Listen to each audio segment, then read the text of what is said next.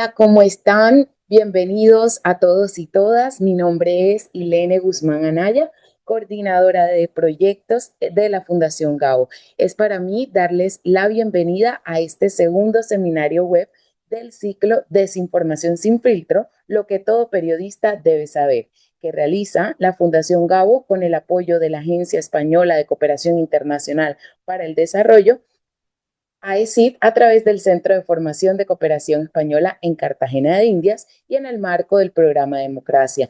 Este es el segundo de 5 seminarios web que desarrollaremos hasta septiembre. El primero fue sobre desinformación e inteligencia artificial, que ya pueden consultar a través de nuestro YouTube y en la página del Centro de Formación. A través del correo electrónico en el que se inscribieron, les llegará un recordatorio de cada sesión y una relatoría de estos seminarios. En este seminario, ¿cómo se propaga la desinformación?, responderemos a este interrogante: ¿por qué la mentira se viraliza más rápido que la verdad? ¿Y qué tiene que ver el periodismo con eso?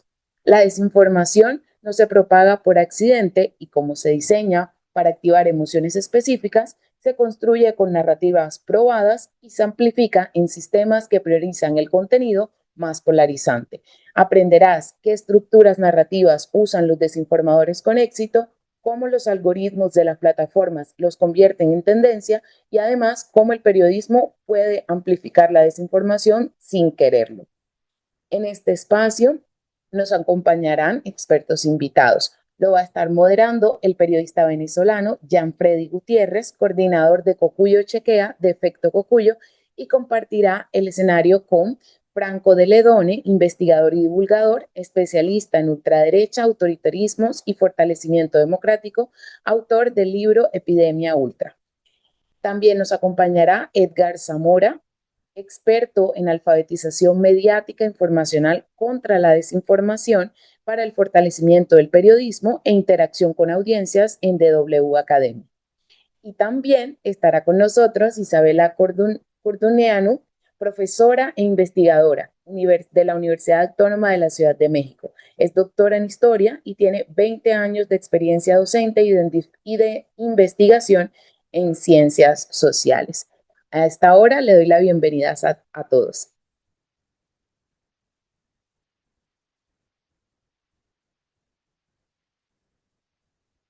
Brevemente les comento cómo será la dinámica de la actividad. En principio, Gianfredi nos hará una introducción de la temática y nos pondrá en contexto sobre las emociones y las narrativas en la desinformación. Luego, Isabela, Franco y Edgar harán una presentación de aproximadamente 5 minutos cada uno. Luego, Gianfredi conversará con los tres durante cerca de 30 minutos y finalmente tendremos un espacio de 15 minutos para responder a ustedes las preguntas que harán a través de la caja de preguntas y respuestas que tenemos aquí en la plataforma de Zoom.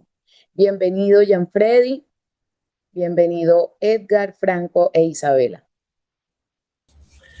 Muchas gracias, Ilene. Adelante, Gianfredi. Pues, ¿cómo se propaga la desinformación? Creo que es importante primero considerar qué entendemos por desinformación. Pues muchas veces distintas audiencias están microsegmentadas de forma distinta gracias a los algoritmos. Es algo que comentamos usualmente. Si las personas más jóvenes o las personas de mayor edad o las personas que tienen ciertas preferencias les aparece algún tipo de contenido distinto, y hasta hace unos años éramos ajenos a ideas como el rage bait, que es este contenido que no solo es emocional, que no solo nos hace interactuar con el tiempo de pantalla o con las plataformas más o menos tiempo, sino aquel contenido que nos indignaba. Ya no solo tenemos que hablar de la sorpresa, el miedo, la alegría, la rabia o la tristeza que puede impulsar que tú pelees con alguien en Twitter o que consumas mucho más contenido impactante en redes sociales o a través de mensajería instantánea en Telegram y en WhatsApp, sino que también hay unos contenidos que específicamente se distribuyen o son creados y se distribuyen para generar indignación. Por otro lado, cuando hablamos de la propagación de la desinformación, hay que separar algo que también es muy usual en algunas audiencias, que es creer que es un problema de los medios de comunicación o del periodismo o una confusión entre información y comunicación. Pero la desinformación muta, se esconde, sabe meterse en los entresijos no solo emocionales, sino de las redes sociales, y la gran mayoría de la desinformación no es tan detectable como nos pudiésemos creer en el principio, ¿no? Solemos pensar que no somos tontos o que estamos bien informados o que no nos dejamos engañar tan fácilmente, pero la industria de las estafas digitales es de cientos de millones de dólares al año. Pero ¿qué pasa si la desinformación está en la red social que más usas y que prefieres y en la que confías? ¿Qué pasa si está en Reddit, si está en TikTok? Pero ¿qué pasa si también está en forma de memes o de audios que circulan en WhatsApp, donde estás en grupos de personas de confianza que estudiaste, trabajaste o en tu familia? La desinformación entonces no es algo tan obvio como pudiésemos pensar, y por eso se puede propagar tan rápidamente, porque es una combinación. Podemos hablar de una especie de tormenta perfecta. Apela a nuestras emociones, los algoritmos promocionan o le dan mayor relevancia a contenidos que generan este tipo de reacciones. Hay un capitalismo de la vigilancia que hace que pases mucho más tiempo frente a las pantallas. Hay un big data que sabe qué contenidos mostrarte o qué contenidos hacen que pases más tiempo o que provocan o impulsan a que pases más tiempo frente a la pantalla. Y dentro de todo esto están también los sesgos, ¿no? Tenemos algunas ideas sobre las personas o las fuentes a las que consultamos, y tenemos el sesgo de confirmación, el sesgo de autoridad, el sesgo del hombre de paja, las falacias que nos hace decir: esta persona siempre miente, o yo confío en este youtuber o en este influencer o en esta persona o en este periodista que siempre he seguido en Twitter o esta cuenta informativa en Instagram. Pero también está la inteligencia artificial. No es algo que, digamos, haya sido un cambio, digamos, cuántico o un salto logarítmico con respecto al engaño, porque ya antes contenidos de baja calidad, e incluso hoy todavía contenidos de baja calidad, pueden impactar si apelan a esto, a nuestros sesgos, a nuestras emociones, si entran en los entresijos de la confianza en WhatsApp, en Telegram, si aparecen en las redes sociales donde yo siento más confianza, bien sea Facebook, bien sea TikTok. Pero además, hay una idea también, que está muy potente en estos días y que vamos a hablar, y es las guerras culturales o la inexistencia de los consensos ideológicos e históricos que hasta hace poco pues eran indiscutibles. Algo tan sencillo como las antivacunas o la redondez de la Tierra ahora parece que no son consensos, sino opiniones, puntos de vista. Y de esto, de estas ideas, de esta complejidad, de esta, incluso de estas ideas o estas nuevas leyes y regulaciones que tratan de poner en orden la inteligencia artificial, el consumo de redes sociales entre los más jóvenes, los niños y el adolescente, e incluso la emergencia de la manósfera, la machósfera, la ultraderecha. Es algo que conversaremos entonces con todos nuestros invitados el día de hoy.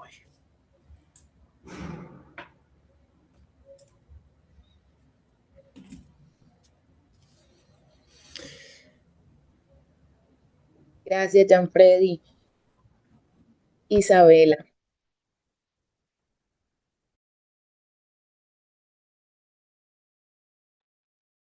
Hola, ¿qué tal? Muchas gracias a la Fundación Gabo por la invitación. Es para mí un gusto.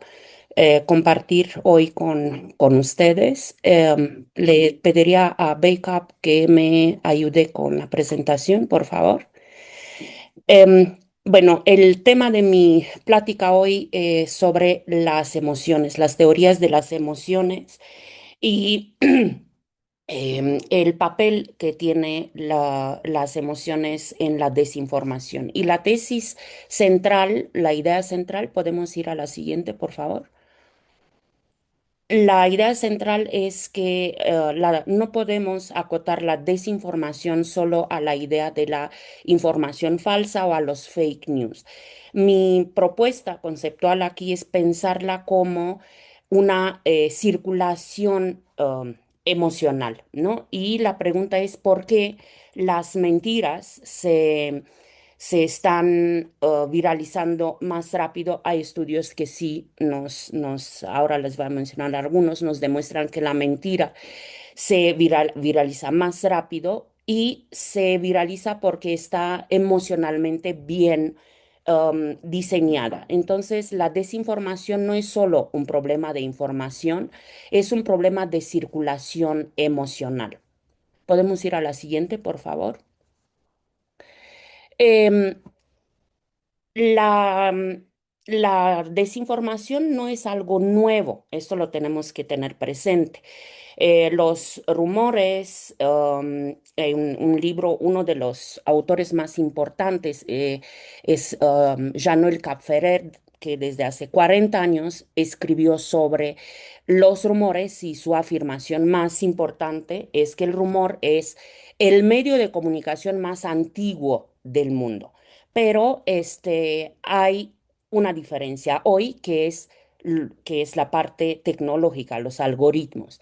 También desde los años 40 hay un estudio de Alport y Postman en donde proponen que la intensidad del rumor depende de la importancia del tema multiplicada por la ambigüedad de la información.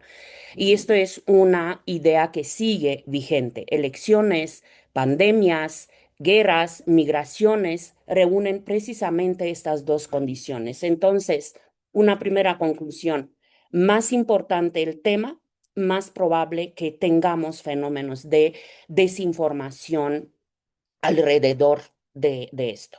Otra autora muy importante, Hannah Arendt, em, habla de la mentira política antes de Internet, ¿no? O sea, a Hannah Arendt demuestra que la mentira siempre ha formado parte de la política, em, pero ella advirtió que su mayor peligro no consiste únicamente en sustituir hechos verdaderos por falsos, sino en erosionar la posibilidad de una realidad compartida.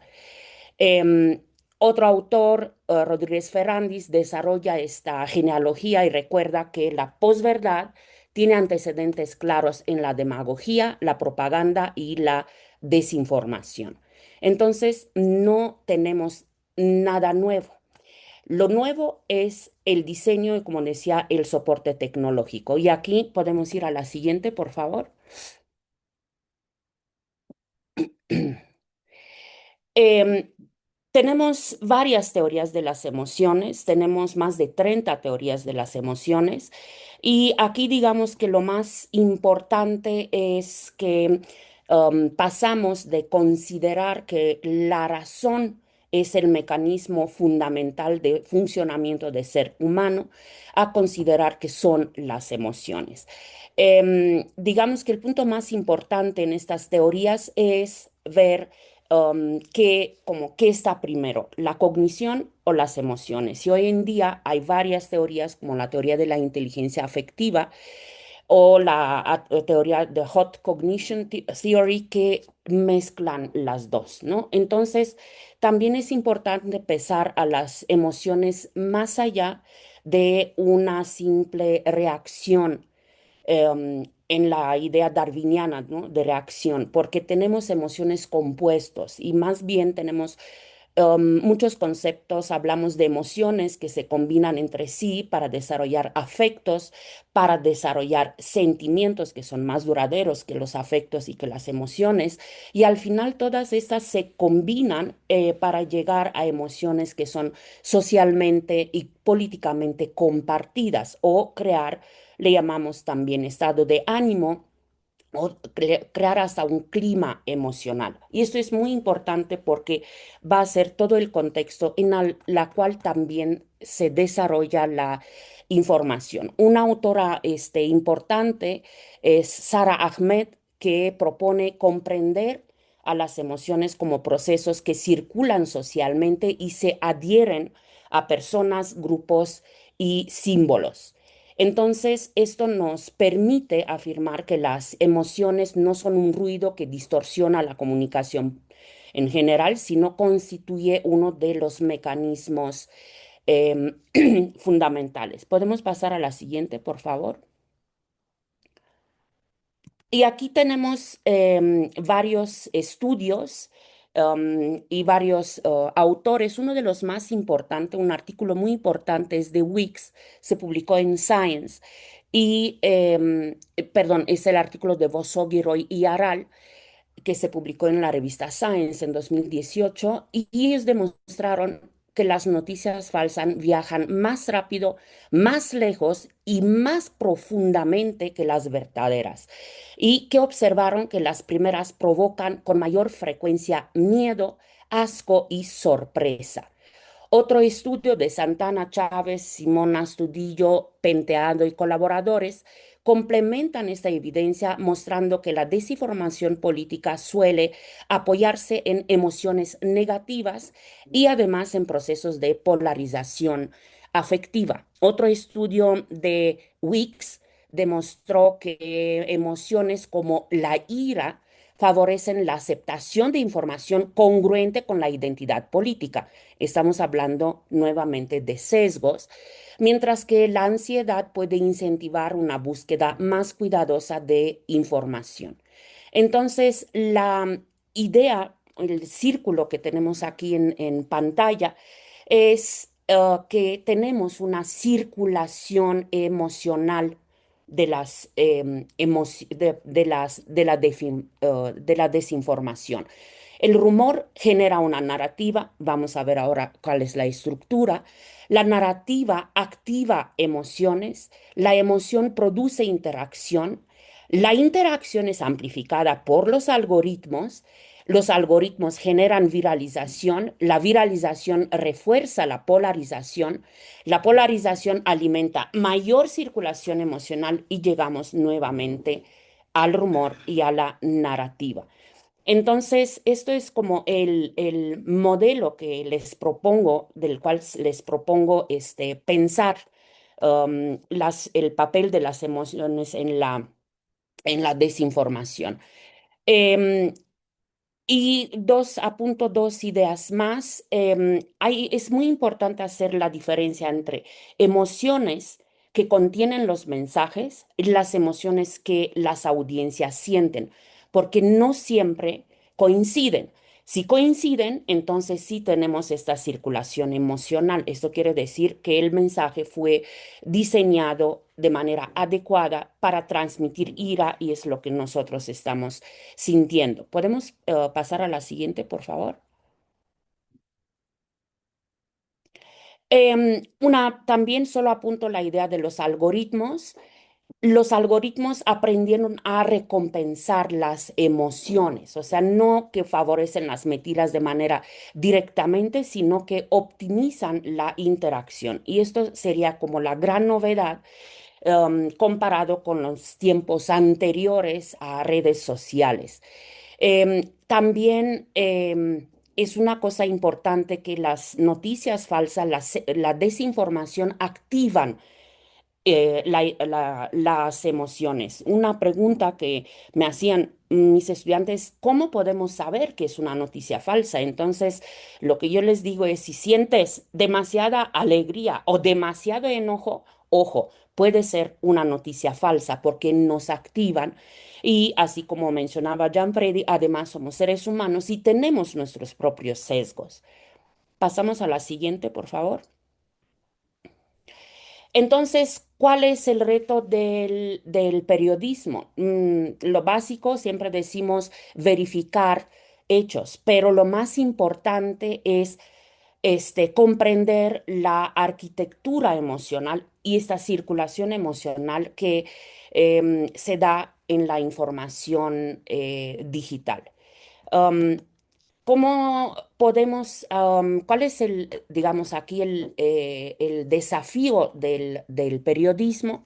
A veces se puede desinformar si se repite una mentira que aparece en los titulares, si se confunde la viralidad con relevancia, si se cubre la polémica antes que el origen, si reproducen marcos emocionales diseñados por desinformadores. Por eso es muy importante tener esta capacidad analítica y detectar los marcos emocionales.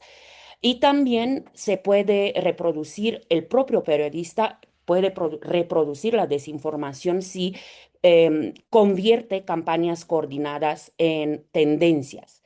Entonces, cerraría mi plática con esta idea, que el periodismo compite en el mercado de la información y la información compite en el mercado de las emociones.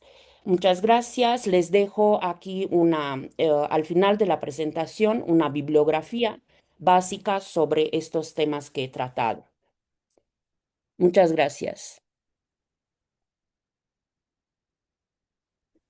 Bueno, Isabela, me avisaron acá que puedo continuar, así que yo tomo la palabra para decirte muchas gracias a vos porque estuvo espectacular esta presentación que hiciste, me encantó, la verdad. Y de hecho se complementa mucho con un poco lo que voy a contar yo, que tiene que ver tal vez con en gran parte lo que estuviste hablando, pero aplicado a lo que nos pasa, a lo que nos pasa en el día a día y a lo que nos pasa respecto de este movimiento, o mejor dicho, esta tendencia del crecimiento de sectores o de movimientos no democráticos, en general marcado por la aparición de muchos partidos o el crecimiento de muchos partidos entendidos en la ciencia política como de ultraderecha, que analizo en mi trabajo en Epidemia Ultra y bueno, sobre el cual investigo hace tiempo. Yo traje un libro, en lugar de una presentación, un librito, que espero que se vea ahí, que se llama The Political Mind. Es un libro que tiene, creo que 20 años, casi 20 años, de George Lakoff. Si estudian comunicación, seguro que escucharon hablar de él. Y él plantea un poco, en cierta medida, hace 20 años, estas investigaciones y estos conceptos que nos estaba planteando recién Isabela, ¿no? Esta idea de que tal vez entender la discusión pública como una dicotomía entre verdad que está marcada por lo racional y mentiras marcada por lo emocional, como si fueran cuestiones opuestas, sería un planteo que parece lógico, pero que no nos ayuda a resolver nada y no nos ayuda a entender cómo está funcionando nuestro cerebro y en consecuencia cómo nosotros nos relacionamos en la sociedad, ¿no? Entre personas. Y me parece muy interesante ese planteo porque nos ayuda a entender gran parte de lo que planteaba recién Isabela y de lo que está pasando con estas narrativas que en general se apoyan también mucho en la desinformación, que es el tema de hoy. Hace un tiempo publiqué en el podcast, en Epidemia Ultra, unos episodios sobre el movimiento America Great Again. Y trabajando, investigando sobre eso para armar los guiones, encontré un trabajo de una profesora estadounidense, una socióloga que se llama Ali Hochschild, que escribió, luego de que ganó Donald Trump en 2016, se fue a vivir a unos sectores donde Donald Trump consiguió muchos votos, en Tennessee y demás regiones muy cerca ahí del eh, cinturón de hierro, creo que se llama, no me sale el nombre ahora. Y hizo una serie de entrevistas y trabajos en profundidad donde efectivamente construyó lo que sería una suerte de narrativa inicial que explica de alguna manera estas emociones que después vehiculizan el voto hacia Donald Trump. Un poco recordando este círculo que nos mostraba recién Isabela, ¿no? Esta idea de que la narrativa es la que vehiculiza, la que mueve y termina de forjar esas emociones, ¿no? Que después mueven efectivamente al voto y a la polarización y demás. Y ella lo que planteaba era algo a lo que ella llamaba la deep story, la historia profunda dentro de ese electorado del MAGA, ¿no? Del Make America Great Again. Y lo que planteaba era que en esa historia se solía se solía contar sí, transmitir esta idea de que una persona estaba virtualmente en una fila muy, muy larga, avanzando poco a poco a medida que iba viviendo su vida, intentando llegar a la meta, que la meta era el gran sueño americano, ¿no? El poder cumplir sus objetivos que pueden ser económicos, pueden ser sociales, pueden ser de carrera, bueno, diferentes aspectos, diferentes dimensiones de lo que cada uno considera que es realizarse, ¿no? Y lograr ese sueño americano. Y lo que se veía era que en esa historia aparecía un problema y era que esa fila no avanzaba, que esa fila estaba quieta y que todos estaban esperando a llegar, veía que faltaba mucho y no se movía pese a todos los esfuerzos que hacían por que se mueva, y eso se consideraba una profunda injusticia. Y lo que termina de cerrar esa narrativa es que aparece una voz que les explica que esa falta de movilidad hacia adelante y de lograr ese objetivo tenía que ver con la aparición de ciertos intrusos, ciertos personajes que no deberían estar allí y que estaban colándose en esa fila. Entonces hacían que la fila nunca se mueva porque siempre había gente que avanzaba antes que ellos, que se metía ilegalmente, digamos, o de manera no permitida, ¿no? Y ahí es donde se activan estos discursos, por ejemplo, de anti-inmigración. O ahí se activan discursos de personas que están siendo apoyadas injustamente, por ejemplo, a través de subsidios o de apoyos que el resto de la población no tiene, ¿no? Se activa ese discurso también muy fuerte de la meritocracia y demás. En ese discurso, lo que ella plantea entonces es que hay una problemática que es real, es decir, hay mucha gente que se siente rezagada socialmente, que siente que se esfuerza, que trabaja y aún así no llega a fin de mes o no cumple su sueño o sus objetivos, y aparece un discurso radicalizado que le muestra una suerte de respuesta, de solución a ese problema o de causa, mejor dicho, de ese problema, y es la aparición de, por ejemplo, inmigrantes o personas que no merecen teóricamente lo que estarían consiguiendo. Esto nos muestra que este tipo de narrativas, así como lo marcaba recién Isabela, tiene como característica principal la coherencia. Es decir, plantea un problema y te da una solución que tiene cierta lógica. La pregunta es que si esa solución es lógica, significa también que sea cierta. Y ahí es donde empieza a funcionar esta cuestión de las mentiras, de la desinformación, de la exageración, de la manipulación de datos. Y ese es un problema que tenemos nosotros mismos todos dentro de nuestro propio cerebro, que otro autor, Nassim Taleb, el autor del libro El Cisne Negro, que tal vez lo conocen también, plantea con el concepto de falacia narrativa. Es decir, creemos narrativas, creemos historias en tanto y en cuanto nos parecen coherentes. Y no nos detenemos y tampoco nos importa, y así funciona también nuestro cerebro, a revisar si las columnas de información, de datos, donde tendría que estar sostenida esa historia, existen como tales, o son invenciones, o son exageraciones, o son mentiras. Y ahí es donde aparece esta fuerza de estas narrativas, de estas voces que están dominando en muchos lugares del mundo la discusión política, el debate en la arena pública, a partir de esa falacia narrativa, construir discursos coherentes, pero en muchos casos sostenidos sobre nada, sobre humo.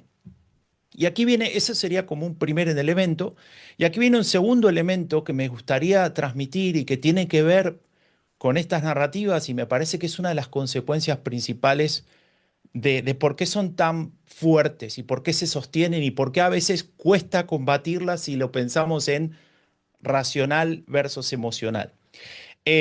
Hay una película muy interesante que salió en Netflix en la época de la pandemia, no sé si sigue estando ahí, que se llama Behind the Curve, que es Detrás de la curva, que en español se tradujo de una manera tan horrible que ya ni me acuerdo cómo se tradujo, pero básicamente se trata de la teoría conspirativa o de la idea esta de que la Tierra es plana, ¿no?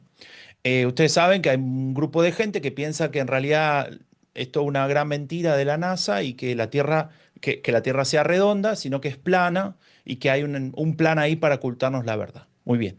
El documental se trata de dos personajes líderes de ese movimiento, que principalmente Mark Sargent es uno de ellos, que bueno, lo van siguiendo a los congresos, a las charlas que van dando, donde se encuentran y demás.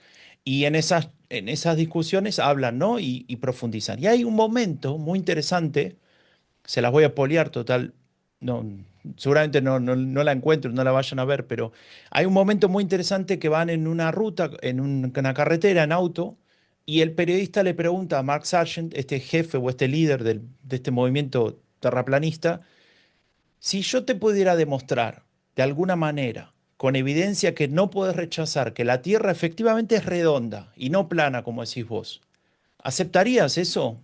¿Qué harías en ese momento?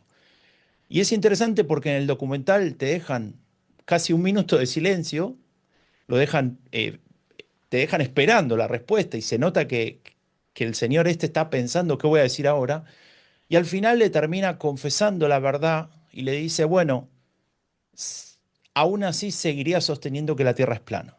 Dice, pero ¿cómo? Yo te estaría demostrando todo. Y dice, pero hay un problema. Y es que si la Tierra no es plana, yo, Mark Sargent, lo pierdo todo. Yo pierdo toda mi estructura de vida, yo pierdo todo lo que he construido, yo pierdo todo mi movimiento, yo pierdo mi reputación, yo pierdo ser alguien, pierdo mi identidad.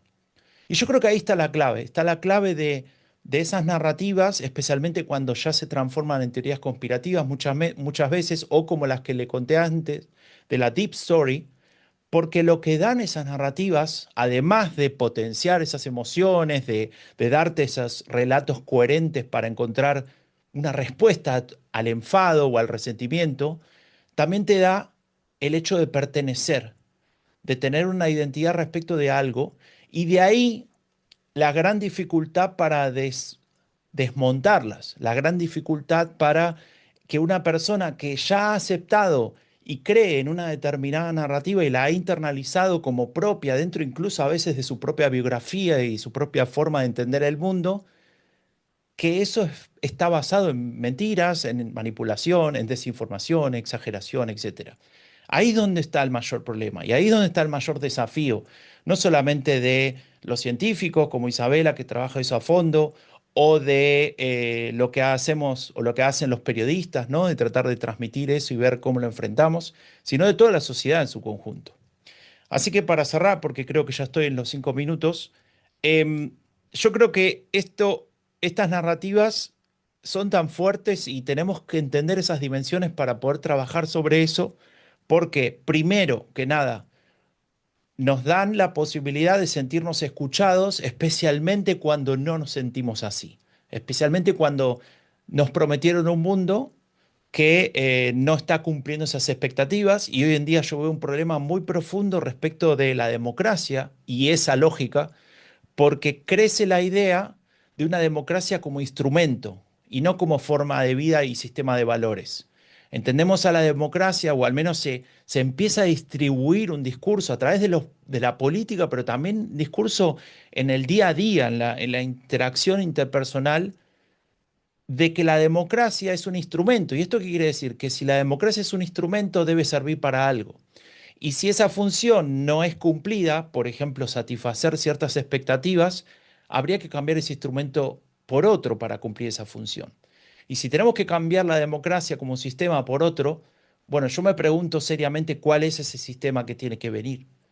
Porque si es el que yo me imagino, estamos en graves problemas.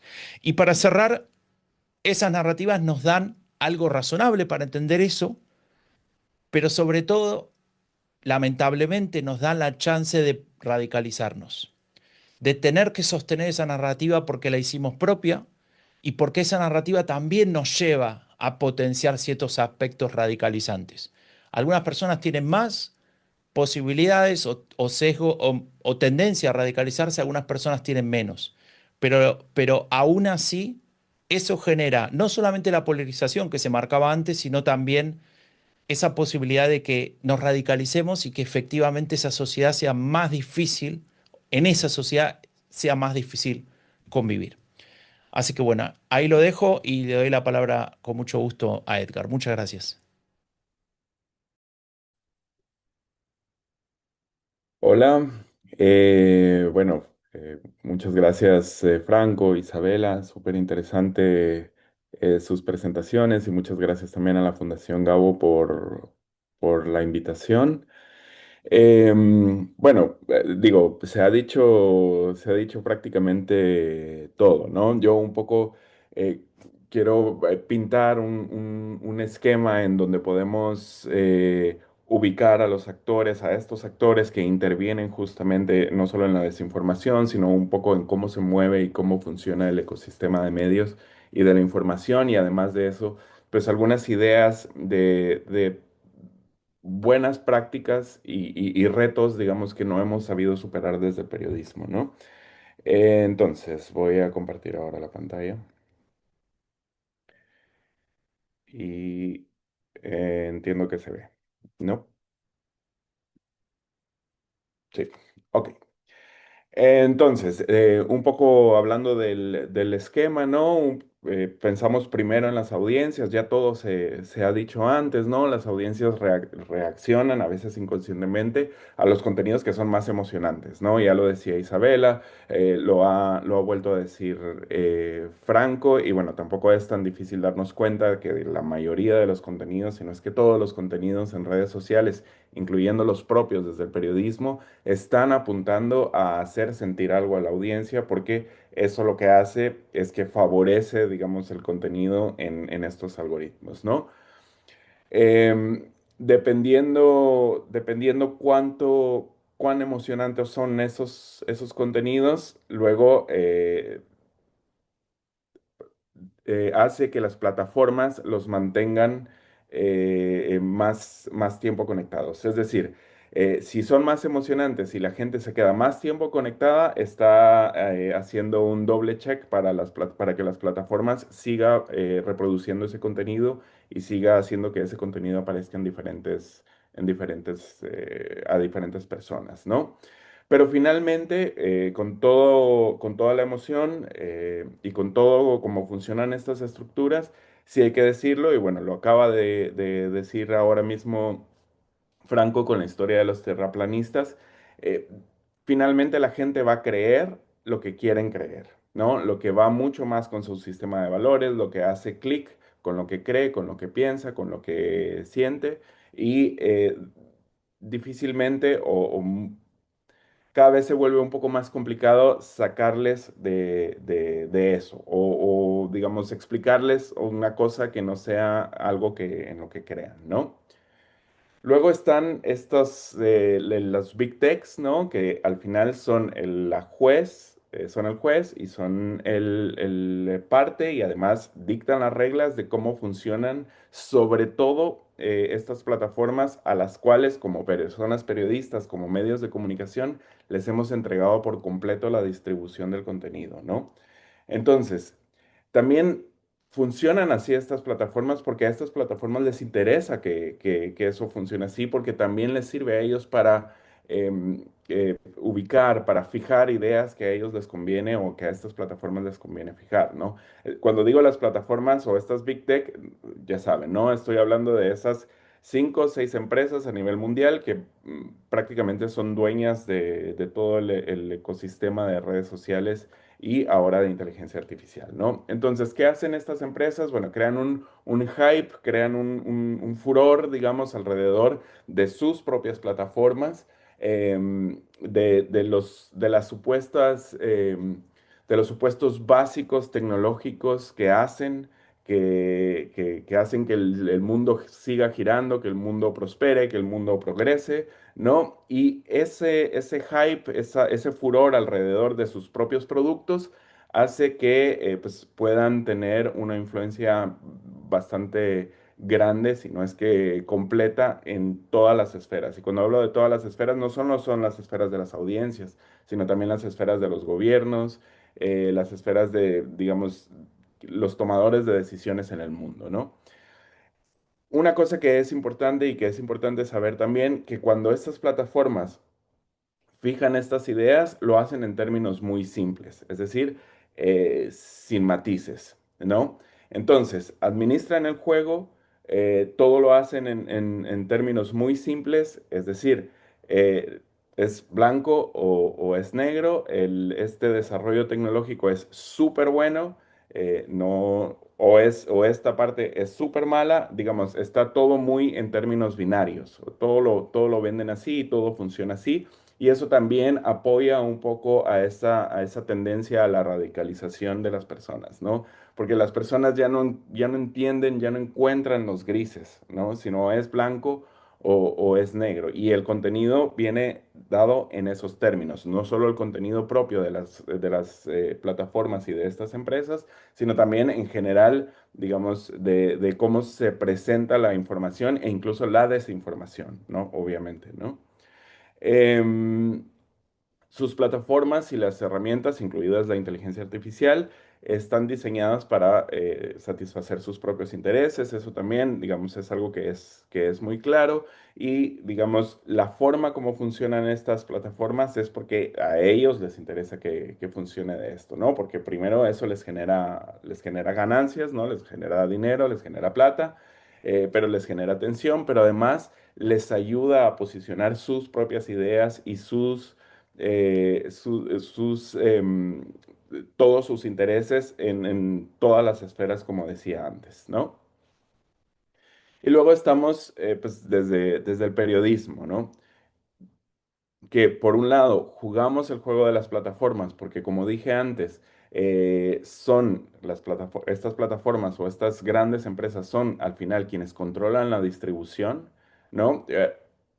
Lo que sucedía antes, ¿no? Antes de la web 2.0, que es donde empieza todo el desarrollo de las redes sociales y de la web, en donde una persona es creadora también de contenido o un medio es un creador de contenido también en la web sin mucho conocimiento técnico, ¿no? Cuando empieza la web 2.0, la promesa de las redes sociales era eso, ¿no? Son plataformas que van a acercarnos, que nos van a acercar con nuestras audiencias desde el periodismo. Y bueno, nos comimos el cuento y entonces ahora, digamos, no podemos distribuir nuestro contenido o, digamos, cada vez es más difícil distribuir nuestro contenido sin utilizar o sin pasar por estas plataformas de redes sociales, ¿no? Luego, otro vicio en el que caemos es que la competencia, porque ahora hay muchísima más competencia en los medios de comunicación y en general en los medios periodísticos, más el tiempo, más la necesidad de captar las suficientes audiencias, nos hace pensar en la novedad y en la velocidad de publicar y a veces caemos digamos, a veces caemos en errores, no solo errores de que de repente publicamos algo que es información errónea, sino también en errores de presentar nuevamente la información sin matices y sin mucha más información al respecto, ¿no? Es decir, jugamos un papel importante en legitimar esa adopción poco crítica de la tecnología y en general del contenido que a las personas les llega desde estas plataformas, ¿no? Y luego, como periodistas, también estamos concentrando muchos de los esfuerzos en reaccionar verificando información que ya está publicada, ¿no? Todos los esfuerzos de fact-checking, ¿no? Que son excelentes y que realmente necesitamos que existan. Justo hoy estaba verificando una información que me salió sobre Jeff Bezos y un comentario que hizo, que es el dueño de Amazon, ¿no? Y un comentario que hizo sobre el agua, o sea, como que no le importaba tanto el agua, si es que podían seguirla utilizando para el desarrollo de herramientas de inteligencia artificial o para, digamos, los sistemas de enfriamiento de datos de inteligencia artificial y que había que privilegiar el uso del agua para eso más que para el consumo humano. Me pareció súper raro, entonces lo busqué y vi, y bueno, habían dos, tres portales en internet en inglés que ya habían hecho un fact-checking de eso y bueno, ya está verificada la información, era mentira, no lo dijo. Jeff Bezos nunca dijo eso. Y concentramos mucho en ese esfuerzo cuando, digamos, también hay otras ideas que podemos implementar un poco para atenuar los efectos de la desinformación. Y, digamos, desde DW Academy, que es para quien yo trabajo, mucho lo hacemos desde una perspectiva de alfabetización mediática e informacional. Y entonces, siguiendo con algunas ideas que el periodismo podría implementar, es, bueno, siempre diversificar fuentes, ¿no? Alejarnos de los escenarios binarios, ¿no? Nos llega el comunicado de prensa, lo publicamos, ¿no? Y eso es lo que se dijo, pero no hay ningún contraste y de repente sale, tal persona dijo esto y esa es la noticia, pero en realidad no estamos dando suficiente información y sigue siendo una cosa como muy binaria, ¿no? Como o es sí o es no, o es blanco o es negro. Digamos, no terminamos y eso es obvio por la premura, por cómo funcionan ahora las cosas, porque tenemos que sacar la información lo más rápido posible. Se entiende perfecto, pero bueno, tratar un poco de alejarnos de esos binarios y de diversificar las fuentes, que digamos es parte del proceso periodístico desde siempre, ¿no? Es algo muy clásico, ¿no? Luego, buscar cercanía con las audiencias no siempre es tan sencillo y se le pide demasiado al periodismo en este sentido, sobre todo porque pues, sí, todo el tiempo estamos ocupados, todo el tiempo estamos haciendo mil cosas, todo el tiempo tenemos que sacar una nota, todo el tiempo necesitamos hacer, no sé, un video para mover tal otra nota, o sea, digamos, estamos en tantas cosas que a veces cuesta un poco volver a encontrar, digamos, esa cercanía con con nuestras audiencias, ¿no? Y cercanía con las audiencias también implica explicarles cómo hacemos lo que hacemos, por qué lo que nosotros estamos haciendo es diferente a otros contenidos que también pueden encontrar en las redes sociales del mismo tema, por ejemplo, ¿no?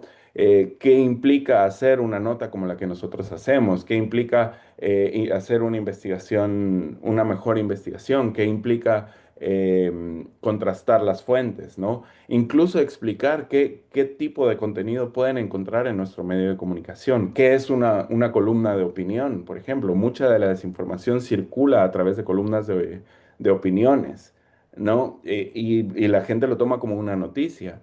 Y al final, digamos, es un poco explicar, bueno, esto es una opinión, esto es una noticia, esto es, bueno, un poco eso creo que sería importante y es una forma de generar también cercanía con las audiencias.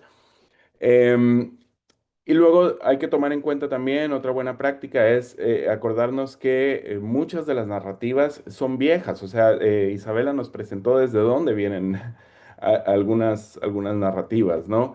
Y luego la narrativa, por ejemplo, del ejemplo que nos puso Franco que la Tierra es plana, también, digamos, son narrativas que se repiten y que las renuevan y que luego las transforman un poquito y las vuelven a sacar y siguen siempre funcionando. Y esto, digamos, a un nivel macro, pero también a un nivel micro, ¿no? O sea, ya sabemos qué tipo de narrativas suelen salir una y otra vez en cada periodo de elecciones, por ejemplo, ¿no? Entonces, quizá en lugar de concentrar muchísimos esfuerzos solo en verificar la información, también podríamos hacer o implementar esfuerzos de nosotros le decimos estrategias de pre-bunking, ¿no? Como más bien tratamos de implementar de desmentir o desmontar narrativas antes de que se vuelvan virales, ¿no? O antes de que se vuelvan algo muy importante, ¿no? Y por último, también es importante que cuando pensamos como medios de comunicación, pensemos en enseñarles también a la audiencia cuáles son las reglas del juego. En qué sentido? Bueno, enseñarles cómo o explicar cómo funcionan las redes sociales, explicar por qué les sale lo que les sale, explicar mucho más o tratar de crear muchos más contenidos que les puedan servir, que sean útiles para que las personas entiendan o vayan comprendiendo un poco más cómo funciona esa plataforma en donde consumen a los medios de comunicación, pero en donde consumen además, bueno, muchísimo contenido de cualquier otra persona que al final, pues todo el mundo ahora con una conexión a Internet es un medio de comunicación en potencia, ¿no? Y yo creo que mientras más se pueda acercar a la audiencia, incluso explicándole esas cosas, explicándoles esas cosas, creo que mucho más va a ser fácil para las audiencias luego identificarse con nuestros medios de comunicación. Claro, digamos, quizás sea muy utópico, ¿no? Pero tampoco se está haciendo, ¿no? Tampoco hay una explicación o una perspectiva de formación cuando estamos haciendo el periodismo, ¿no? Y bueno, yo la dejaría por ahí y creo que vendría Gianfredi, ¿cierto? Y muchísimas gracias por su atención.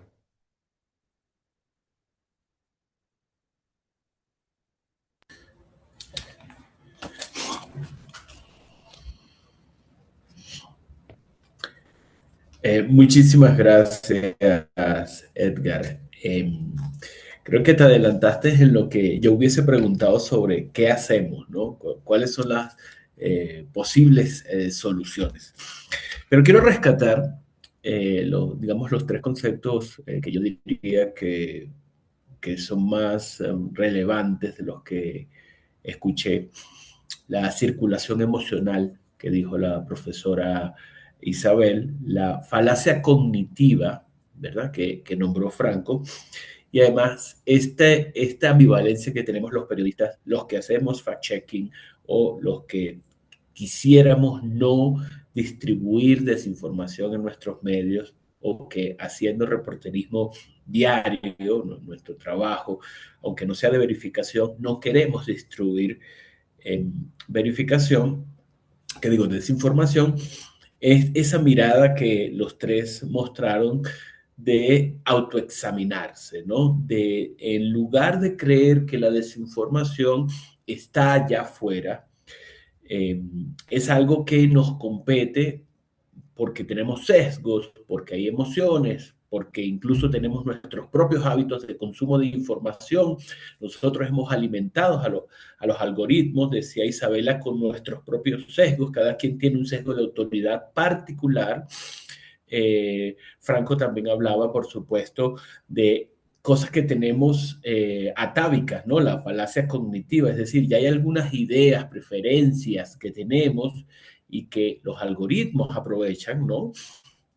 Ya lo vimos con Cambridge Analytica, estos 5.000 distintos puntos que nos pueden tocar, pero además usamos las plataformas, ¿verdad? Hasta hace muy poco no hablábamos o no había una discusión tan abierta sobre los algoritmos y quisiera entonces comentarles o la gran pregunta, rescatando esto del documental de los terraplanistas, que cuando lo vi, siempre rescato esa misma anécdota, Franco, para decírselo a los jóvenes en la universidad. Y la pregunta para los tres es, ¿queremos saber la verdad? Hay un informe que hizo chequeado de Argentina, Fair Draft en el Reino Unido y Africa Check, que encontró que no hay diferencias importantes en lo étnico, en lo etario, en lo cultural, pero sí encontraron que la mitad de las personas que distribuyen desinformación lo saben y aún así la comparten. Y un poco lo que decía Edgar es que las personas queremos creer lo que ya existe, no nos queremos mostrar como tontos o como engañados, sino que se confirme la idea. Y si va en contra, entonces empezamos a decir, no, eso es la fake news, esa es la noticia falsa, eso es lo que quieren que creo. Entonces la pregunta pensando en esta circulación emocional, esta falacia cognitiva e incluso esta ambivalencia que tenemos de que usamos las plataformas y se han apoderado de los contenidos, es las personas, incluyendo los periodistas, esta es mi segunda pregunta, pero es la misma, porque los periodistas también tenemos sesgos, también tenemos preferencias, aunque tenemos esa búsqueda eterna de la verdad, a veces cometemos el error de que jugamos un poco el juego político o el juego cultural de considerar que como intermediamos los contenidos para las audiencias, sabemos un poco mejor qué es bueno o qué o qué es preferible distribuir y tenemos este debate sobre si escuchamos o no a las audiencias, ¿no? Pero para resumir es, los ciudadanos, incluyendo los periodistas, queremos la verdad, cómo lidiar con esta intermediación propia de que a veces como la verdad es dolorosa o como la verdad choca con nuestro constructo social, con nuestras preferencias, aún así está allí y quisiéramos saber la verdad, pero ¿cómo intermediar con estas contradicciones? Isabela, por favor. Sí, quiero aportar aquí otro concepto, aparte de lo que mencionaste, Gianfredi, que es desde la psicología la disonancia cognitiva. Y la disonancia cognitiva nos dice que no queremos saber la verdad. ¿Qué es la disonancia cognitiva? Es un malestar psicológico que experimentamos cuando una nueva información entra en conflicto nuevamente con nuestras creencias, valores o acciones. Y aquí me voy a poner un poco académica, pero digamos, las creencias, cuando hablamos de persuasión, son las que menos se pueden cambiar, ¿no? Porque están tan enraizadas y son creencias y valores que además se combinan con las emociones. Entonces, entra una nueva información y me da la disonancia cognitiva, como, no, a ver, esto me está cambiando todo lo que yo soy, lo que creo, ¿no? Por esto, pues el ejemplo de Franco, ¿no? No voy a decir que la Tierra es redonda porque está en contra de toda mi plataforma, ¿no? Entonces, para reducir este malestar psicológico, solemos rechazar o reinterpretamos o hasta desacreditamos la información, ¿no? En el caso del terraplanista, pues, rechazó la información, pero muchas veces reinterpretamos. Entonces, ¿qué hacemos? Producimos la información falsa, pero que nos hace sentir cómodos con nosotros mismos. Hay otros términos, el sesgo de confirmación, que lo mencionaron, el razonamiento motivado, pero si nos referimos a por qué no queremos saber la verdad, yo diría que la disonancia cognitiva es muy importante. Reconocer cuando nos produce malestar y decimos, no, a ver, esto no es así, ¿no? Rechazamos o reinterpretamos. Me adhiero a Isabela y complemento un poco también para no repetir. Coincido 100%. El tema del sesgo de confirmación también no vamos a entenderlo como somos tontos, ¿no? Porque no queremos, sino tiene que ver con poder vivir. O sea, imagínense si nosotros estuviéramos todo el tiempo cuestionando todo lo que en lo que creemos, ¿no? Entonces no se puede nada. Y no hablo de creencia política, hablo de la vida cotidiana, ¿no? Hay ciertas cuestiones que tienen que ver con poder vivir, ¿no? Vivir más o menos de forma razonable y eficiente, que sobre todo eso es lo que hace nuestro cerebro. Ser lo más eficiente posible con la energía que necesita para funcionar. Ahora, más allá de eso, y coincidiendo con Isabela, tal vez complementando a la pregunta que vos planteabas, Gianfredi, de qué hacemos con esto, ¿no? Porque partiendo de esa base de no sé si no es que no queremos saber la verdad, pero tal vez es menos relevante de lo que pensáramos con esta mente, volviendo al libro este de Lakoff, esta mente marcada por la ilustración, ¿no? De que teóricamente la humanidad va hacia encontrar la verdad y tal vez eso no era tan así o en la vida diaria no es tan así. Creo que es interesante plantearnos la idea del framing, ¿no? ¿El framing en qué sentido? En que nosotros podemos ver el mismo objeto o la misma situación o el mismo evento o la misma narrativa o el mismo dato desde diferentes puntos de vista para interpretarlo, ¿no? Está la famosa imagen esa de ver un cubo de un lado y del otro, de un lado es un color, del otro es de otro color y cada uno dice de qué color es y los dos tienen razón. ¿no? Digamos.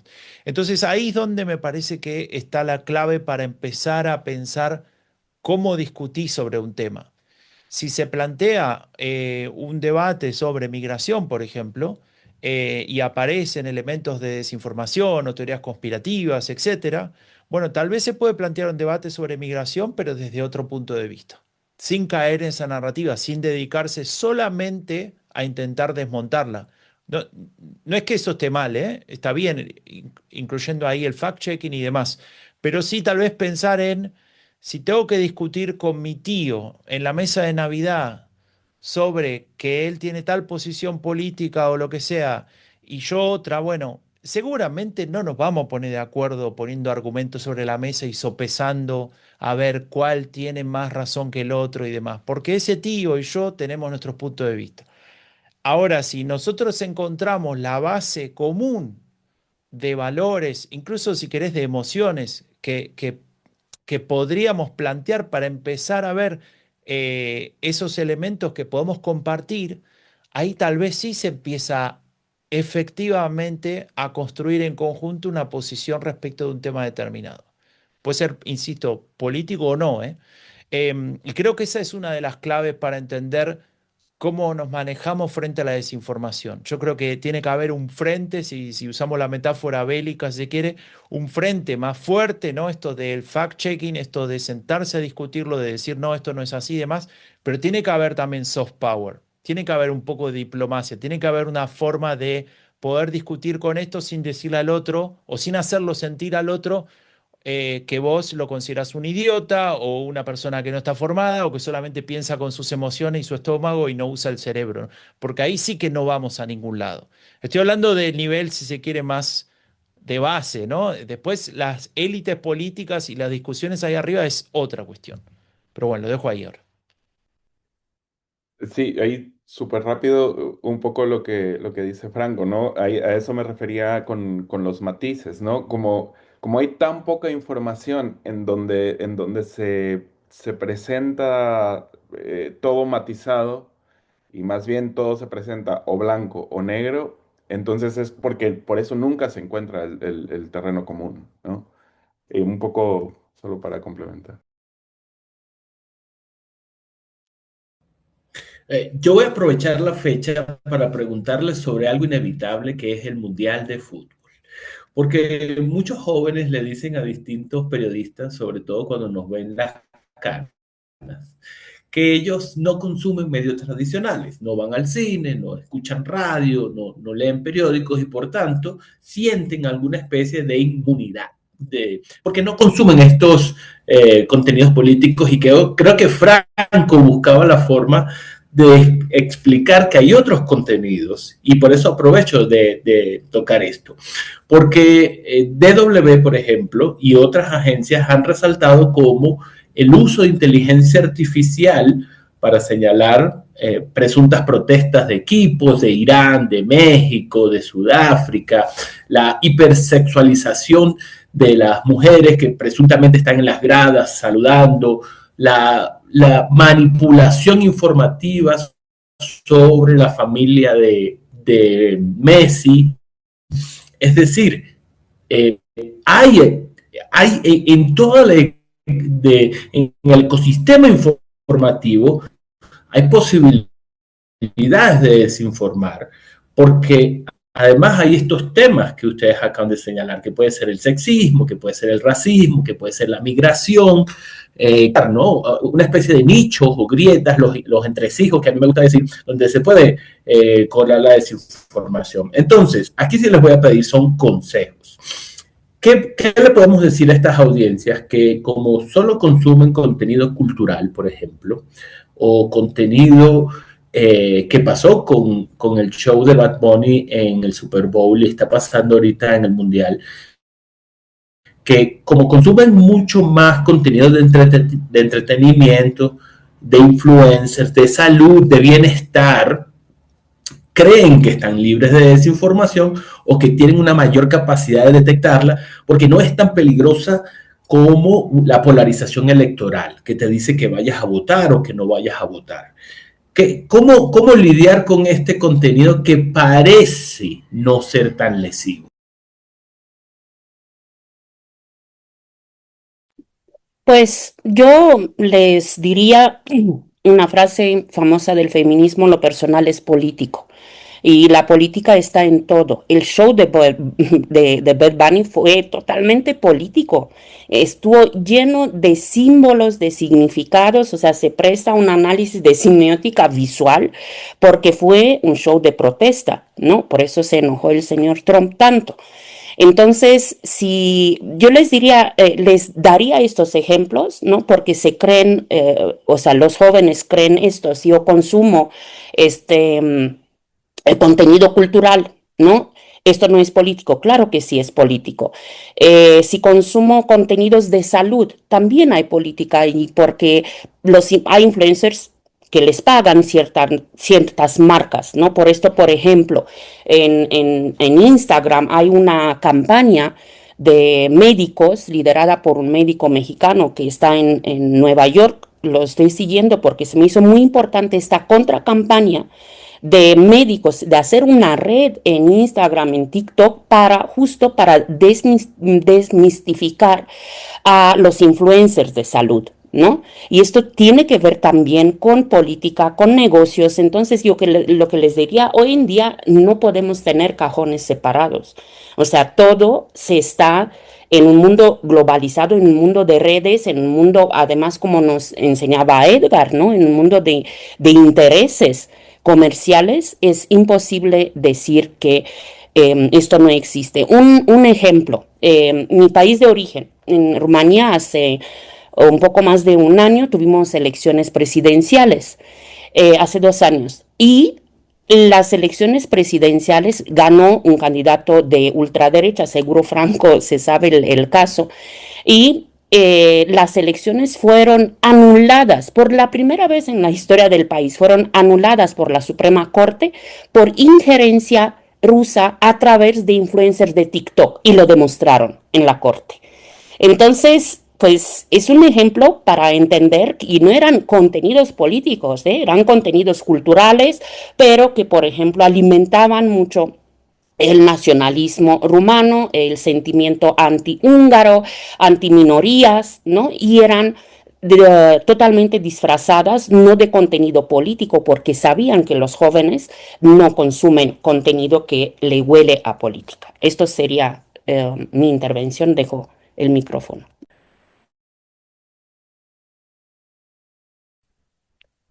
Bueno, seguimos siempre el orden. No sé si Edgar, vos querías decir algo ahora o...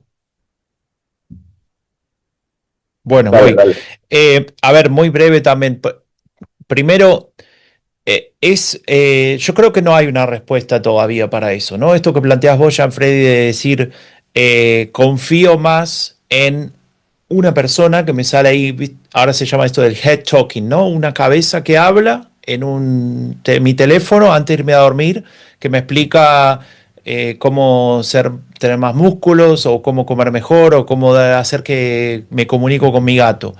Y parece todo libre de cualquier influencia maligna, ¿no? Y demás. Más allá de eso, de esa cuestión, digo, tal vez, insisto que no hay todavía una respuesta porque me parece que, qué sé yo, mi generación no creció con eso, ¿no? Yo lo veo en mis hijas tal vez ahora, que de hecho tienen muy poco del teléfono por día, pero aún así se refleja eso, ¿no? Y preguntarse por qué le creo a ese head talking, en lugar de creer no de creerle, pero de discutir y de pensar y de criticar la información, así como critico a la de los medios tradicionales, ¿no? Ese es un punto importante, insisto que ahí no veo una respuesta, pero tal vez sí plantearlo en otros términos, ¿no? Si hablamos con jóvenes en una clase o donde sea el ambiente que se discute esto, bueno, a ver, nos preguntamos cuando estamos rápidamente videos que duran 30 segundos a 60 segundos, ¿quién es esa persona que está hablando? ¿Qué autoridad tiene para decir lo que está diciendo?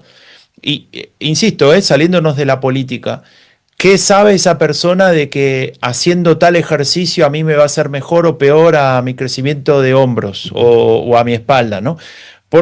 Porque ahí es donde ya solamente con preguntarnos qué estoy mirando, ahí viene una duda que nos va a permitir liberarnos de de esa instancia casi hipnótica, ¿no? Porque insisto que los videos como duran 30 segundos a 60, casi que no te da tiempo a decir, pero esto es una estupidez, o no, ¿no? O a pensarlo al menos. Creo que eso es muy importante y de ahí, perdón, y ahora sí traigo a la política, aparece esa fuerza de esos mensajes políticos ultra procesados, ¿no? De 30 segundos, como uno que Edgar lo debe conocer de un o era un ex eurodiputado alemán que su campaña de 2024, 23 o 24 a Europa, ¿no? Manejaba unos videos muy breves, se llamaba TikTok guerrilla, y a partir de esos ataques lo que hacía básicamente era decir, si vos sos un hombre y sos patriota y sos no sé qué, entonces votás a mi partido, punto, ¿no? Esos mensajes así como pastillas ultra simplificadas, que vos decís, bueno, ¿qué es esto, no? Pero si acepto lo que cualquier que me dicen, bueno, escucho eso también. Y ahí está el impacto. Más allá de esa cuestión y yendo tal vez a la parte práctica, además de lo que hago en Epidemia Ultra, yo trabajo en una organización alemana que se llama Werkstatt für Sozialforschung y ahí hacemos educación política o educación cívica, ¿no? En América Latina tal vez el concepto de educación política suena raro.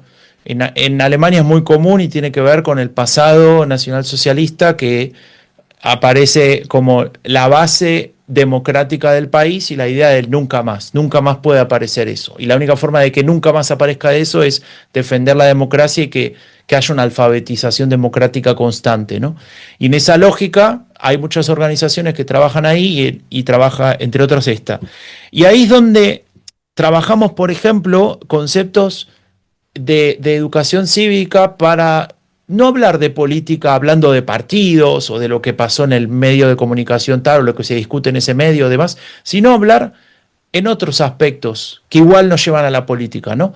Y tuvimos un seminario hace un tiempo de cómo trabajarlo, por ejemplo, con películas y cómo discutir qué significa una dictadura a partir de películas concretas. Y no haciendo cine de este tipo donde vas a ver, no sé, Goodbye Lenin y qué sé yo, las típicas películas políticas, sino, por ejemplo, mirando Star Wars o mirando Harry Potter y ver, o incluso leyendo alguna parte del libro y demás, y ver cómo, por ejemplo, hay elementos que te marcan que vas hacia una visión totalitaria, ¿no? Una visión dictatorial y demás, que son muy lentos y son a cuentagotas y al fin y al cabo cuando te quieres dar cuenta estás viendo una dictadura.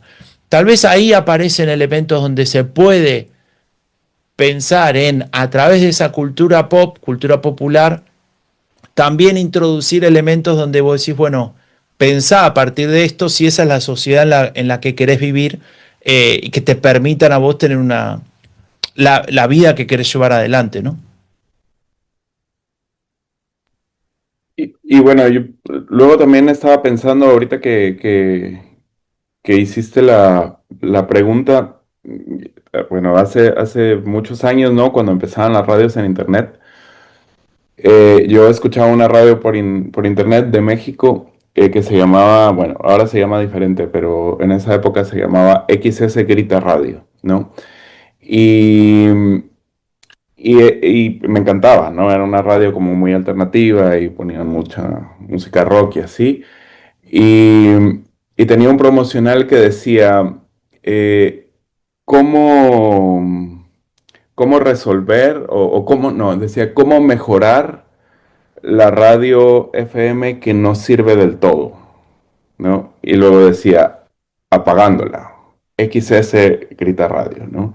Y entonces a mí me encantaba, ¿no? Yo decía, bueno, sí. Y digamos que en esa época que empezaban las radios en internet, ¿no? A mí lo que o sea, me gustaba, ¿no? Era como muy contra, ¿sabes? Como muy rebelde la radio y así. Pero en esa época yo creo que sí era posible un poco estar aislado de lo que no querías estar, ¿no? Como, bueno, no querías ver televisión, no mirabas televisión, no querías ver radio, no, pues no escuchabas radio, la apagabas y ya, ¿no? O sea, mirabas otra cosa, buscabas otra cosa, ¿no? Pero yo creo que también ahora vivimos en un mundo con tantísimos estímulos mediáticos todo el tiempo, ¿no? Todo el tiempo estamos rodeados de estímulos mediáticos que aunque yo quiera escuchar o aunque yo quiera solo consumir contenidos de cultura o solo contenidos de chismes o solo contenidos de no sé qué, o sea, de todas formas, sí o sí, de alguna u otra forma te va a llegar otro contenido que pues quizá no es de tu interés, pero que te pega o que alguien te lo envió por WhatsApp o si no, lo escuchaste que lo estaban diciendo tus papás. O cuando vas en el Uber, el del Uber tiene puesto el radio y se escucha eso. Es decir, o sea, como es, en serio es imposible, digamos, aislarse de la cantidad de estímulos mediáticos que ahora tenemos y que pueden ser de cualquier tema, ¿no? Entonces, creo que sigue estando o seguimos con exposición o seguimos con mucha exposición a contenidos políticos, aunque no querramos, ¿no? Y eso no quiere decir que luego también los otros contenidos tampoco sean peligrosos, ¿no? Es decir, hay sarampión otra vez, ¿no?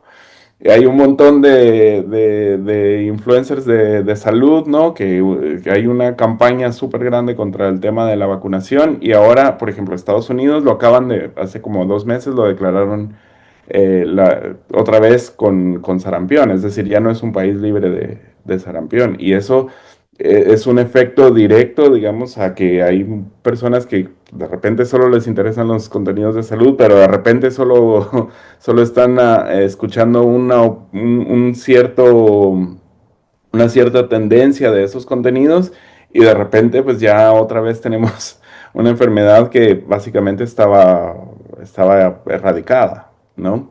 Y entonces ahí también, o sea, digamos, hay muchas cosas que también pueden pasar, aunque solo estés fijando tu atención en cierto tipo de contenido, ¿no?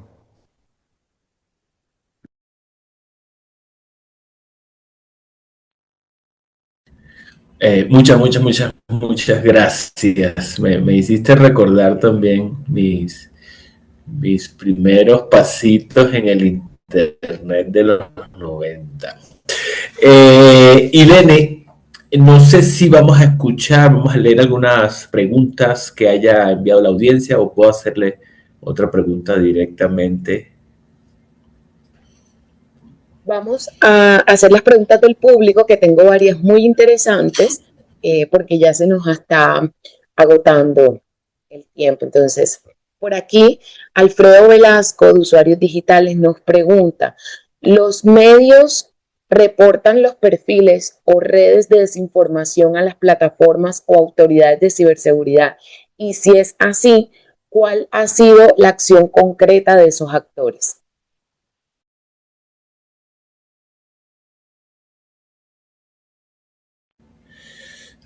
Bueno, esto lo puedo contestar brevemente. En la Meta tenía hasta principios de este año un programa de verificadores independientes en que le daba a los medios de comunicación dedicados a la verificación una plataforma no solo para monitorear rumores, sino para enviar los artículos que hacíamos y aparecía una etiqueta. Esto mucho más común en Facebook, apenas un poco en Instagram y TikTok también tiene planeado hacer algo así.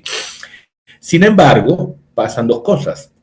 Lo primero es que ese programa se cerró, el de Facebook, y segundo es que la desinformación no depende de unas cuentas que usualmente desinforman, aunque sí las hay, la mayoría de las redes de bots o de troll aparecen y desaparecen, distribuyen la desinformación, cambian de nombre, cierran, reabren.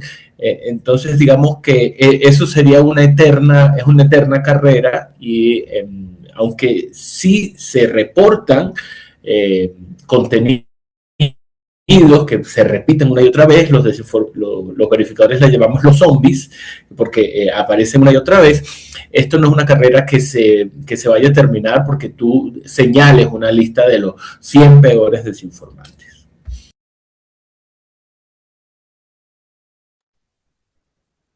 Gracias.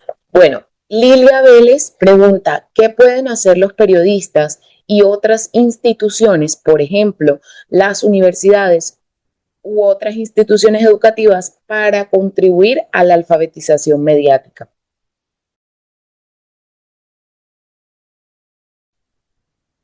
Em, bueno, un poco retomando lo que decía antes, ¿no? Yo creo que los medios de comunicación podemos pensar en explicar mucho mejor a las audiencias por qué hacemos lo que hacemos, como devolverle un poco el valor y el prestigio al trabajo periodístico desde el punto de vista, no porque lo haya perdido, sino más bien que digamos, no es lo mismo una nota periodística que ha llevado todo el proceso periodístico, ¿no?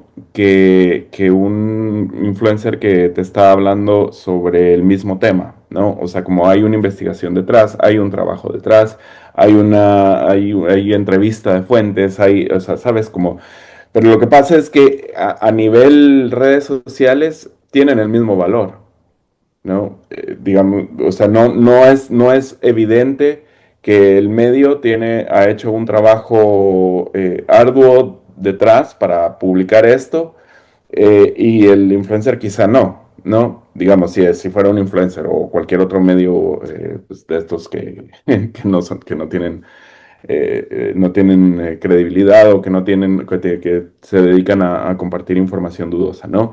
Pero digamos, no es evidente o no es tan evidente ya cuál es la diferencia entre un contenido y otro. Pesan lo mismo en las redes sociales, ¿no? Entonces yo creo que una primera idea siempre es como recordarle a las audiencias qué es lo por qué estamos haciendo lo que estamos haciendo y cómo funciona el proceso periodístico. Digamos, todos los fact-checkers, bueno, Jean Freddy sabe muy bien, ¿no? Publican su método, ¿no? Eso es como una regla del fact-checking, ¿no? Los medios de fact-checking tienen que publicar su método. ¿Cuál es el método? ¿Qué hacen después de qué para poder verificar esta información? O sea, como esas cosas, ¿no? Y luego también explicar qué tipo de información circula y cómo circula en las redes sociales. Yo creo que eso también, digamos, nunca lo tenemos como medios de comunicación, nunca lo tenemos o no lo hemos pensado tanto, ¿no? Pero yo creo que no está mal explicar cómo funcionan las redes sociales a nuestra audiencia, ¿no? O sea, como siendo medios de comunicación, yo creo que podemos jugar un papel importante en que las audiencias sepan cómo funciona el algoritmo o por qué sale tal o cual cosa. Yo creo que es importante que lo pensemos así, ¿no? Y bueno, las universidades, yo doy clase en una universidad en Guatemala y ahí hay hablamos mucho sobre alfabetización mediática e informacional y yo creo que hay una apertura bastante importante por parte sobre todo de las personas que manejan el Departamento de Ciencias de la Comunicación, Periodismo y eso, ¿no? De siempre encontrar espacios, momentos, incluso cursos, ¿no? En donde se pueda integrar el tema, ¿no? Yo creo que es importante que como personas que estudiamos comunicación o en general personas que estudian, que tienen el privilegio de estudiar una carrera universitaria, ¿no? También entiendan cómo funciona el ecosistema de la información y cómo ser críticos con la información que reciben, ¿no?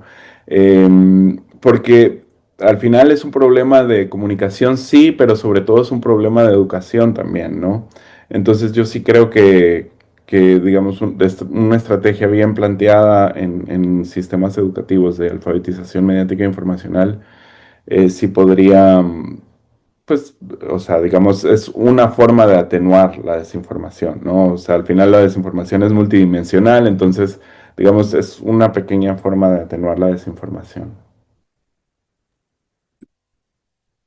Gracias, Edgar. ¿Hay alguien más que quiera aportar a esta pregunta? Bueno, antes de pasar a las últimas preguntas, les quiero contar que nosotros para este seminario web tenemos un sondeo para que nos respondan o nos den una retroalimentación de qué tal les ha parecido este seminario web. Entonces, en sus pantallas les va a aparecer la encuesta para que nos evalúen y nos cuenten qué tal les pareció. Mientras aparece la encuesta, que deben ya tenerlas dentro de sus pantallas, voy contándoles cuál es la otra pregunta. Hilda Pacheco dice, si los algoritmos van premiando las emociones, la narrativa de los medios periodísticos debería ir en ese mismo sentido porque puede haber un riesgo de caer en el sensacionalismo. ¿Cómo acercas a las audiencias a la información si muchas personas ya no ven a los medios periodísticos tradicionales y no creen en nuestro trabajo? Bueno, a una parte, bueno, son varias preguntas en una, son temáticas muy, muy álgidas. En primer lugar, totalmente no, o sea, no tenemos que volver la narrativa periodística emocional porque como dice Hilda, pues vamos a caer en sensacionalismo y vamos a entrar en una espiral de desinformación tremenda. La segunda, creo que la contestamos parcialmente, ¿no? Con lo que estaba planteando Jan Freddy de los estudiantes que solo consumen redes sociales y solo consumen contenido que perciben como no político, no neutral. Pero el tercer tema es la confiabilidad, claro, o sea, ese es un tema muy, muy importante porque entra aquí bueno, es un trabajo que hice hace algunos años en donde estábamos viendo si las personas estaban compartiendo las noticias en función de tres cualidades: confiabilidad, veracidad y si la percibían como algo real, ¿no? Y ahí dimos justo con la parte de las emociones, porque no estaban justificando de una manera solo racional por qué tal noticia o tal periodista es confiable, ¿no? O a los confiables, por ejemplo, el Canal 11 en México, que es un canal público, les decían que eran aburridos, ¿no? Eran aburridos, entonces si bien lo percibían como un canal confiable, preferían no ver estos noticieros por ser aburridos. Y yo no tengo una respuesta a cómo construir o reconstruir la confiabilidad de los medios, pero también es otro tema, ¿no? Relacionado con por qué la gente de repente puede caer en la desinformación. Es más entretenido, es más rápido, me gustó mucho este concepto de Franco de Ledone, mensajes ultraprocesados, ¿no? O sea, tienen el sabor a ultraprocesados que tanto nos encanta, ¿no? Entonces, bueno, les dejo más bien a los periodistas el tema de la confiabilidad. A ver, me gustaría decir algunas cosas que me hacían pensar esta pregunta, también lo que decía recién Isabela. Yo creo que no. Entiendo el crecimiento y la potencia de las redes, el tema del algoritmo y demás, no voy a subestimar eso para nada, pero tampoco podemos generalizar, pensar que todo el mundo solo hace eso, ¿no? O sea, sigue existiendo un público al que le interesa un periodismo, si quiere, que teníamos antes y por poner un nombre, aunque en realidad si te pones a pensar, lo puede decir Jan Freddy o el propio Edgar también, los registros, la forma de trabajar la información y de hacer efectivamente periodismo y de, sobre todo, cómo la presentamos ante el público fue variando y toda la vida ha sido así, ¿no? Si no, no serían iguales los periódicos de 1850, seguiríamos teniendo lo mismo, ¿no? Y apareció la fotografía, apareció, bueno, las variables tecnológicas en sí, ¿no? La televisión, la radio y demás. Todo esto parece devela mi edad, ¿no? Pero todo esto parece de la prehistoria y en realidad es relativamente corto el tiempo en que la humanidad vivió o convivió con el periodismo en este sentido. Ahora bien, me parece que hay que sí admitir y pensar en un marco que de hecho se refleja en muchos aspectos de nuestra vida, que es el marco de la fragmentación, ¿sí? En la política, en muchos países, por no decir en casi todos, tenemos cada vez menos partidos mayoritarios fuertes y más partidos pequeños que se subdividen el electorado, ¿no? Y se lo reparten. Más difícil formar mayorías y demás. Ahora, si lo llevamos a este tipo de situación, también vemos lo mismo. Los consumos culturales están mucho más fragmentados. Vuelvo al tema de mi edad, muy extensa. Cuando yo era chico había 5 canales de televisión, punto. Y empezaban a las 12 del mediodía y terminaban como mucho a las 12 de la noche. No existía el cable y no existía internet y no existía YouTube donde yo on demand pongo lo que quiero ver y nada más. Era lo que había y se acabó. Eso ha cambiado, entonces ese control también ha cambiado de esos canales y demás. Entonces ahí me parece que tenemos que ver, además de ser confiables, como decía Isabela, además de producir con rigor, de hacer, digamos, de seguir al pie de la letra las reglas del periodismo, también podemos pensar en cómo se presenta esa información, en los estilos, y eso no es ultrajar la información. No hace falta, como decía Isabela recién, hacer el ultraprocesado para que la comida, para que coma la gente, ¿no? Podés darle también algo nutritivo y le sigue gustando, usando esa metáfora, digo. Entonces ahí es donde pienso en ejemplos concretos. A mí me tocó hace unos días, unos meses, en noviembre fui a presentar el libro este de Epidemia Ultra en Madrid, ¿no? Y me invitaron al diario El País. Estoy hablando de un monstruo, ¿no? El País es como un medio de comunicación enorme en hispanohablante, a la altura de la Deutsche Welle.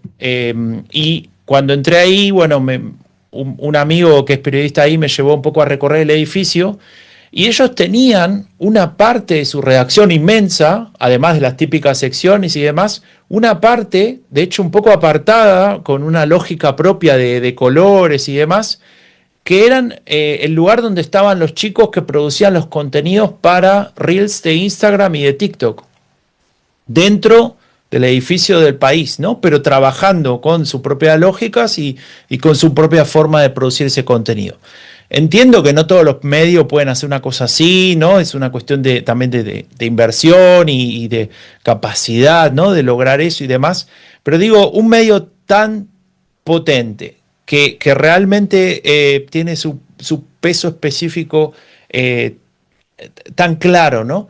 Aún así, sin necesidad de cuestionar todo lo otro, planteándose, bueno, ¿cómo puedo presentar esta información también a este otro público de esta otra manera? Y creo que ahí sí no hay que tener miedo. En mi caso, yo hago este podcast de Epidemia Ultra. Algunos lo podrán considerar tradicional, pero otros, tal vez más viejos, lo consideran una novedad. En vez de leerse un paper, se escuchan el podcast.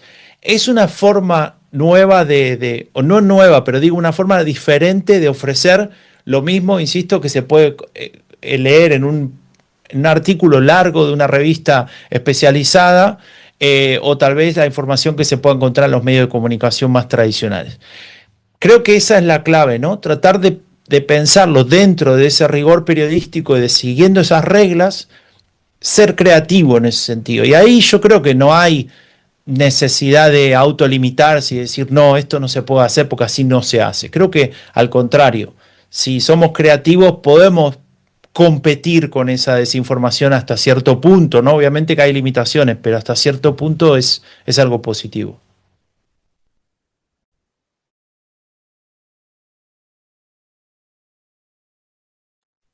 Edgar y Freddy quieren complementar.